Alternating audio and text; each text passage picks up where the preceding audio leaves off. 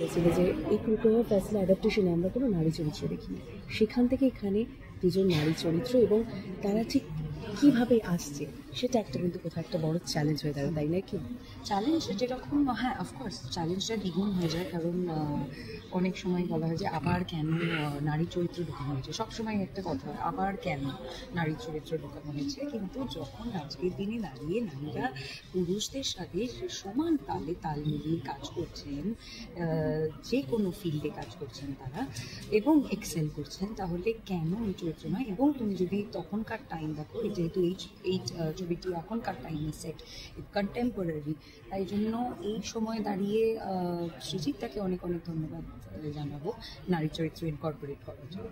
এবং তোমার চরিত্রটা কোথাও একটা দেখলাম যে ইমোশনাল টাচ রয়েছে, চরিত্রটা যদি একটুখানি হালকা ঝলক। আমার চরিত্রের নাম অরুন্ধতী। অরুন্ধতী একজন ফিল্ম মেকার, সে লাভ ডেয়াজের ভক্ত এবং টু বি ভেরি অনেস্ট, যদিও একটু পলিটিক্যালি ইনফ্যাক্ট অরুন্ধতী আঁতেল।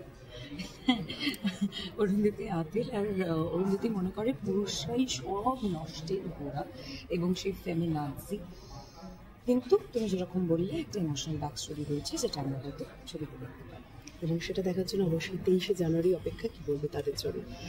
দর্শকদের এটাই বলবো, আমরা 12 জন অনেকবার ধরে এক কথা বলে যাচ্ছি, আবার বলছি 23শে জানুয়ারি আমাদের ছবি সত্যি বলে সত্যি কিছু নিয়ে রিলিজ করছে।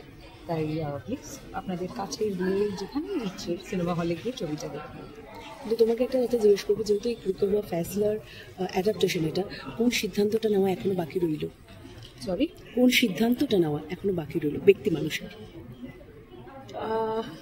এরকম অনেক সিদ্ধান্ত রয়েছে গো, যেগুলো এখন অব্দি নিয়ে উঠতে পারিনি, কিন্তু আশা করছি নতুন বছর নিয়ে ফেলবো হয়তো কখনো। Thank you so much.